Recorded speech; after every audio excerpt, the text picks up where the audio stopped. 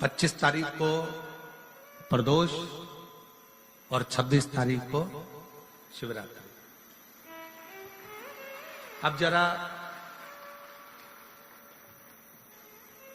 प्रदोष के पर्यांत की, प्रदोष के बाद की बिल्कुल लगी हुई पीठ से जो शिवरात्रि होती है, वो शिवरात्रि अगर उस शिवरात्रि का व्रत, साधना, तप, भजन, संसार का मनुष्य कर लेता है तो जिंदगी में उसने कोई व्रत किए ना किए हो, अगर एक व्रत शिवरात्रि का, प्रदोष की पीठ से लगी हुई शिवरात्रि का अगर कर लेता है तो उसको पूरे जीवन के व्रत का पुण्य फल प्राप्त हो। एक व्रत शिवरात्रि का प्रदोष पर्यंत की, अर्थात प्रदोष की पीठ से जुड़ी हुई। अब अगर आप कोई ब्राह्मण से, अगर कोई विद्वज्जन से, कोई पंडित जी से आप पूछेंगे प्रदोष कितनी बजे लग रहा है, वो बताएंगे। फिर प्रदोष लगने के बाद प्रदोष कब समाप्त हो रहा है, तो जिस दिन 26 तारीख हो रही है उसमें लगाया, दोनों की पीठ मिल रही, दोनों।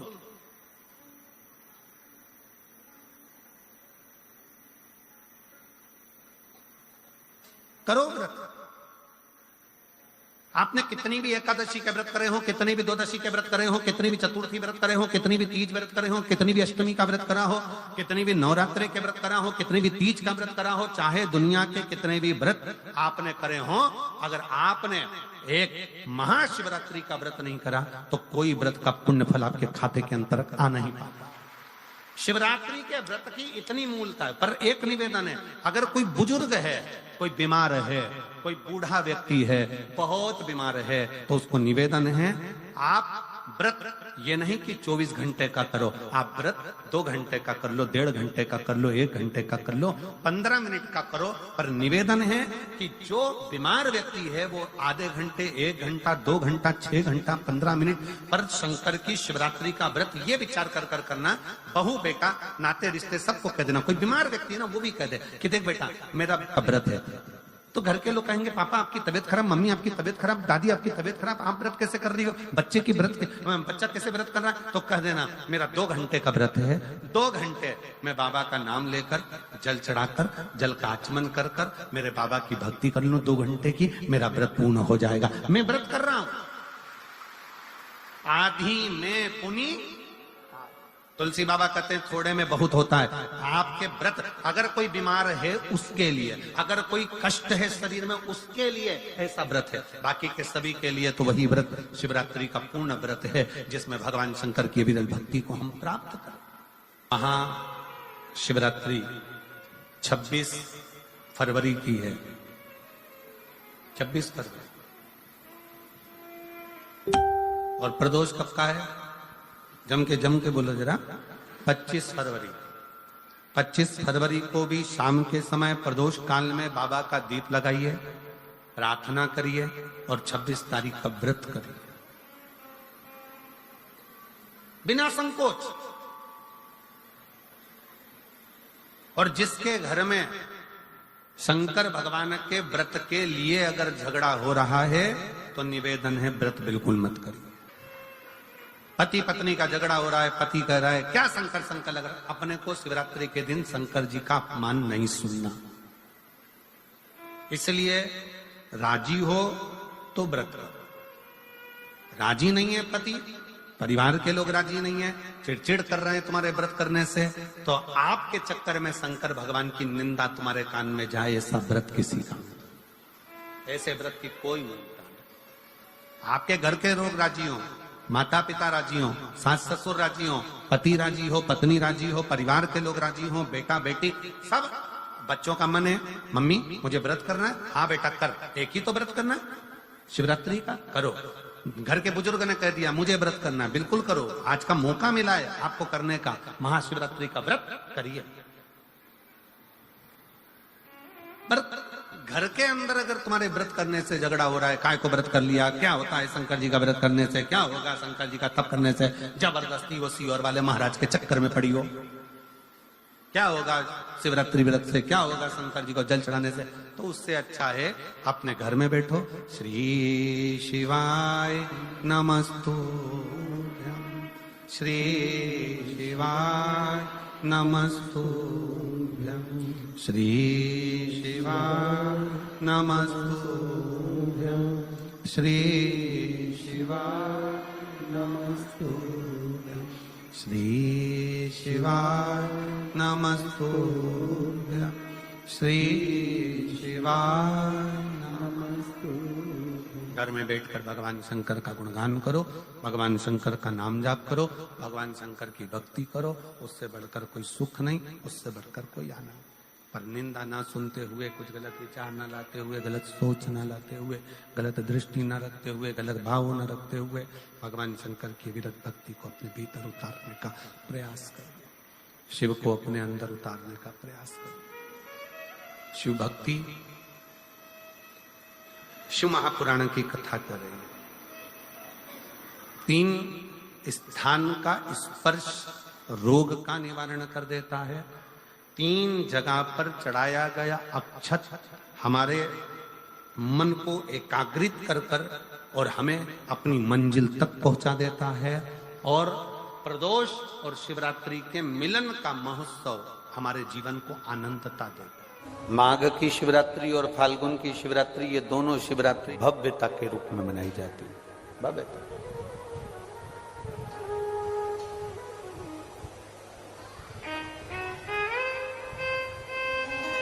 दुनिया के लोग कहते हैं कि शिवरात्रि के दिन भगवान शंकर की पार्वती जी के साथ शादी हुई। ये दुनिया के लोग कहते हैं। पर यदि जिसने शिव पुराण की कथा अगर अच्छे से सुनी हो और पढ़ी हो, तो शिव जी की शादी की जो तारीख है वो ये नहीं है। हमने पहले भी उसका वर्णन किया। भगवान देवाधिदेव महादेव के विवाह की जो तारीख है वो वैशाख शुक्ल पंचमी, शुक्ल पक्ष की वैशाख के महीने में जो पंचमी पड़ती है, उस दिन भगवान शंकर और पार्वती जी का विवाह हुआ था। ये जो शिवरात्रि है, ये विवाह की रात्रि नहीं है। ये शिवरात्रि ब्रह्मा और भगवान विष्णु ने भगवान शंकर को पहचानने के लिए पृथ्वी पर भगवान शंकर के प्रथम शिवलिंग को प्रकट करा था। तो ये शंकर जी के जन्म की शिवरात्रि है, प्रागट्य की शिवरात्रि।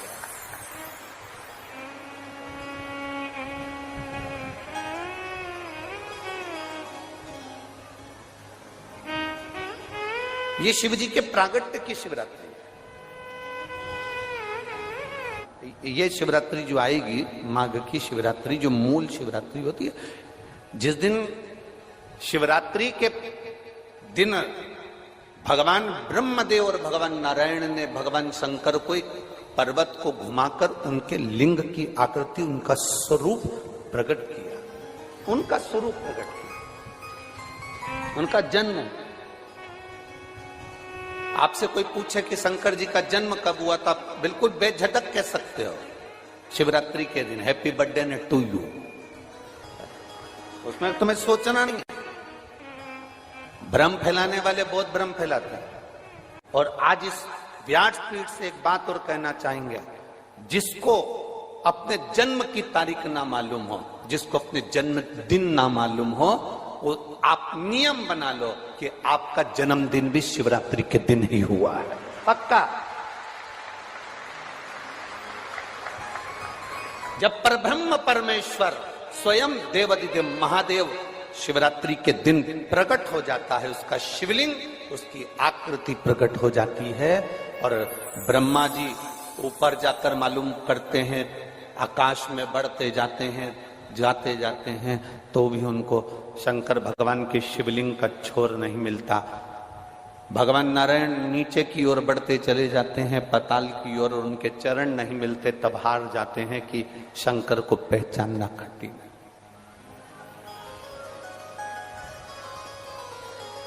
शिव को पहचानना, शिव को जानना कठिन है, बहुत कठिन।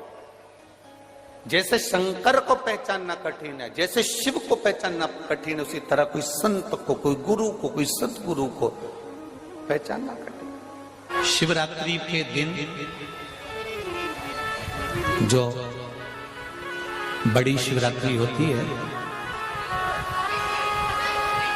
माघ महीने के अंतर्गत जो आती है, ध्यान है आप लोगों को।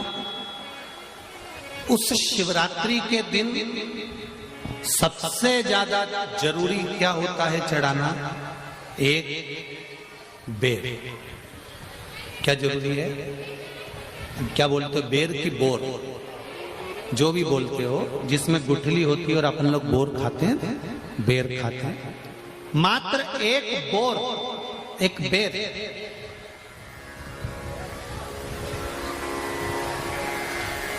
महाशिवरात्रि के दिन समर्पित किया जाता है। क्यों करते हैं? कि घर में जितने सदस्य रह रहे हैं उतने सदस्य को जिंदगी में कभी कोई ऐसी बीमारी ना हो और हमारे घर में रहने वाले सदस्य की अकाल मौत ना हो। उसके लिए मात्र एक बेलपत्र की जगह एक बेर भी समर्पित कर देते हैं तो अकाल मृत्यु टल जाती है, अकाल मौत टल जाती है।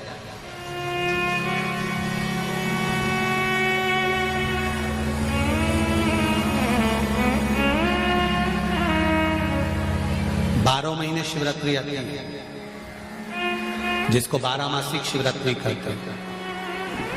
हम कई लोगों से कहते हैं अगर जिंदगी में ज्यादा नियम नहीं ले सकते तो एक नियम ले लो, और उसका फल क्या होता है ये मात्र 3 महीने की शिवरात्रि कर देते हैं। केवल 3 महीने की शिवरात्रि, ज्यादा कुछ नहीं कर सकते। हर महीने शिवरात्रि आती है। प्रत्येक शिवरात्रि के दिन 3 जगह पर दिया लगाना प्रारंभ कर दो। पहला बेलपत्री के वृक्ष के नीचे, दूसरा शंकर भगवान के मंदिर पर, तीसरा आंवले के वृक्ष के नीचे। केवल ये 3 जगह पर दिया लगाना चालू कर दो। कौन से दिन?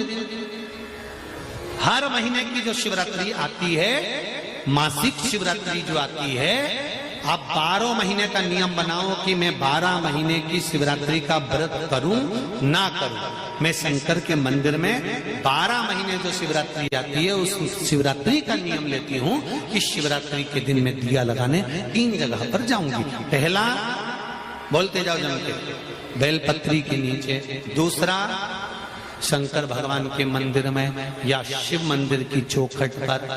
तीसरा, आंवले के वृक्ष के नीचे। ये 3 जगह पर आप प्रणाम कर कर, झोली पसार कर बाबा देवाधिदेव महादेव, माता लक्ष्मी और पार्वती के नाम से दिया लगाना प्रारंभ कर दीजिए। 3 महीने की शिवरात्रि पूरी हो, ये निश्चित है अगला पत्र आपका इस जगह पर मिलेगा कि बाबा ने मेरा ये कार्य किया। शंकर जी को शिवरात्रि पे क्या चढ़ाया जाता है? बेर। कितने बेर चढ़ाते हैं?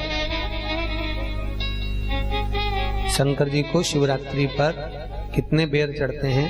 हर शिवरात्रि का एक। 12 महीने में कितनी शिवरात्रि आती हैं? 12 बेर शिव जी को समर्पित होते हैं शिवरात्रि के दिन। काय के लिए चढ़ाए जाते हैं? एक एक बेर का क्रम है। पहला बेर शंकर जी को जब चढ़ाते हैं तो वो वंश की वृद्धि करता है। दूसरे नंबर का बेर जब चढ़ाते हैं वो संपदा प्रदान करता है। तीसरे नंबर का बेर चढ़ाते हैं वो बच्चों को बुद्धि प्रदान करता है। चौथे नंबर का बेर जब शिव जी को समर्पित करा जाता है शिवरात्रि के दिन, वो घर में से रोग धोक बीमारी को हटाता है।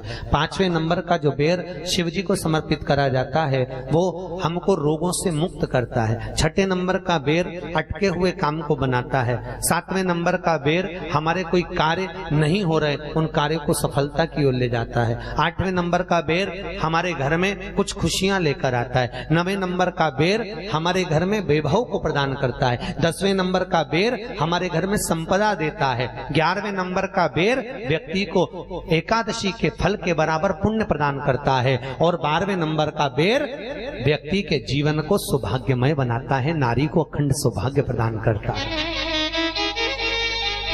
12 महीने शिवरात्रि आती है। हर महीने का एक बेर, एक शिवरात्रि का एक बेर भगवान शंकर को 12 महीने का इकट्ठा कर कर एक मूल शिवरात्रि के दिन शिव को समर्पित करना चाहिए।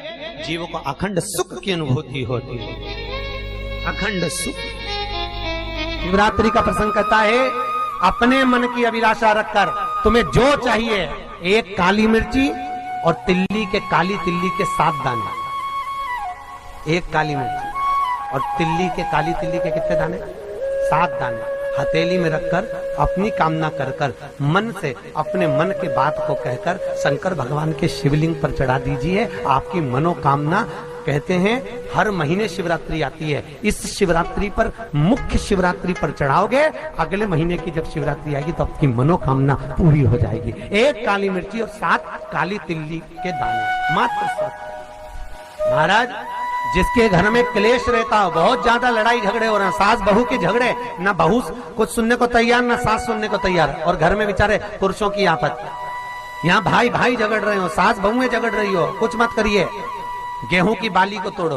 गेहूं की बाली जानते ना, जिसमें आप लोग तो गेहूं की बाली को तोड़ना है, और बाली 7 बाली तोड़कर अपने घर में घुमाकर अपने घर का नाम और गोत्र बोलकर उसको शंकर को समर्पित कर दीजिए। जिंदगी में कभी सास बहू का झगड़ा नहीं होगा हमारा। शिवरात्रि के दिन उसको समर्पित करिए, आपके घर में कभी क्लेश नहीं मच सकता। 12 महीने शिवरात्रि आती है, और शिवरात्रि के दिन रात्रि को 12 बजे शंकर भगवान पर एक धतूरा चढ़ा दो। क्या चढ़ाना है? जम के बोलिए जरा, धतूरा। ये शंकर भगवान को धतूरा चढ़ा दो।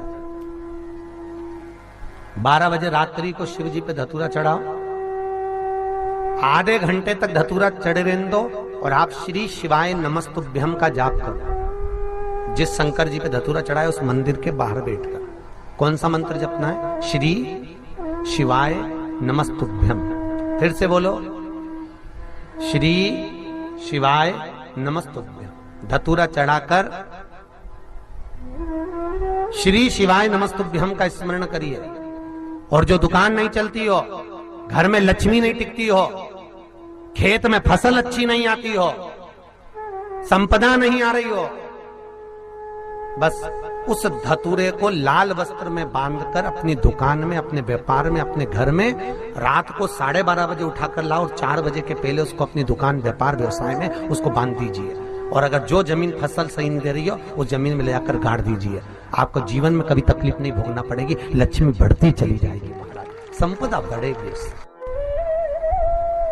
जो व्यक्ति ज्यादा बीमार रहता हो, बहुत बीमारी उसको घेरे रहती है, परेशान रह रहा हो, बीमारी बनी हुई है, तो बोर चढ़ाइए। बेर, क्या बोलते हैं यहाँ पर? बेर की बोर, वो खाने वाला बेर जो होता है, उस बेर को 7 बेर ले लो, और 7 बेर को लेकर अपने ऊपर से घुमाकर शिवरात्रि की दोपहर के 12 बजे शंकर भगवान के शिवलिंग पर ले जाकर उस बेर को चढ़ा दीजिए। आपका रोग, आपकी बीमारी मात्र 3 महीने के अंदर समाप्त हो जाएगी। बेर चढ़ाने का बड़ा महत्व है। यहाँ चढ़ाते हैं कि नहीं चढ़ाते? चढ़ाते हैं। शिवरात्रि के दिन बेर चढ़ाने का बड़ा महत्व है। और शिवरात्रि पर चढ़ा हुआ वो बेर उठाकर ले आइए,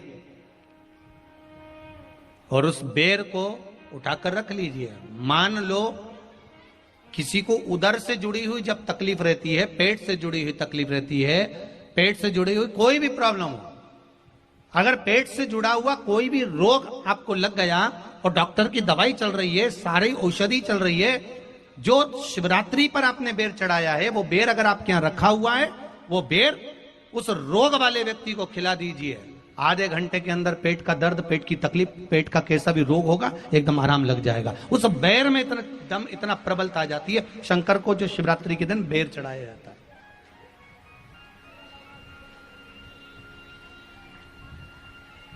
भगवान शिव पर समर्पित हुआ वो बेर का इतना महत्व महाराज। और जो देवता को उठाने के लिए बोर समर्पित करा जाता है, बेर भाजी आंवला उठो देव सांवरा, उसको शंकर जी का भाव है, क्योंकि शिव जी का दर्शन भगवान नारायण उठते से ही करना चाहते हैं। सबसे पहले नेत्र खोले और मेरा शिव का दर्शन हुआ। बेर का भाव ही शिव का दर्शन का भाव।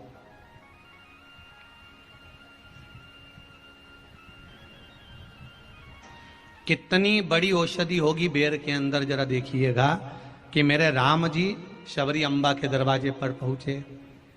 आप लोग भजन में लेते रहते हो, शबरी संवारे रास्ता आएंगे राम जी, मेरा भी धन्य जीवन बनाएंगे राम जी।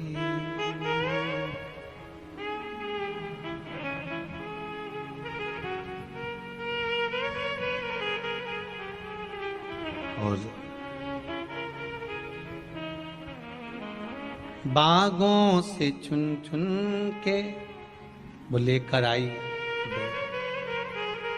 बेर की टोकरी लाई। खट्टे हो चाहे मीठे हो पाएंगे राम जी,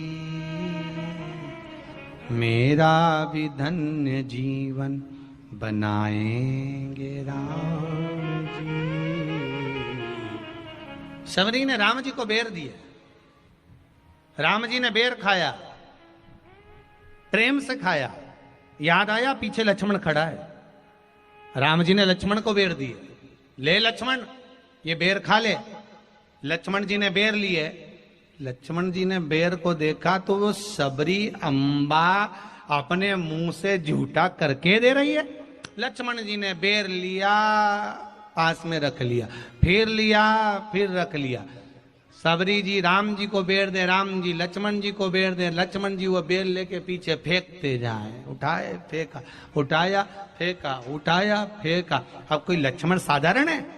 जब भगवान राम विष्णु हैं, लक्ष्मण शेषनाग हैं, शेषनाग अगर कोई चीज फेंकेगा तो क्या पास में फेंकेगी? उठाया फेंका, कोसों दूर जाकर गिरा। और वो बेर कब काम आया? जब लक्ष्मण जी को शक्ति लगी, बाण लगा, लक्ष्मण जी मूर्छा होकर जमीन पर पड़े। सुषेण वेद को बुलाया और वेद से बुलाकर पूछा कि लक्ष्मण कैसे उठेगा? तो कहा संजीवनी लेकर आओ। संजीवनी लेने के लिए भेजा। तब संजीवनी लेने के लिए जब श्री हनुमान जी महाराज गए, संजीवनी बूटी जब लेकर आए और लक्ष्मण जी को जो दी, तब राम जी पहचान गए ये संजीवनी कोई दूसरी नहीं है। लक्ष्मण जी को जो बेर खाने को दिया था वो बेर फेंक दिया था, उसी बेर की पत्ती है जिसको निचोड़ निचोड़ कर लक्ष्मण जी को खिलाना पड़ी है। तो राम जी रोते रोते बोले पहले ही खा लेता तो खाना नहीं पड़ती। लगे तो खाया ही।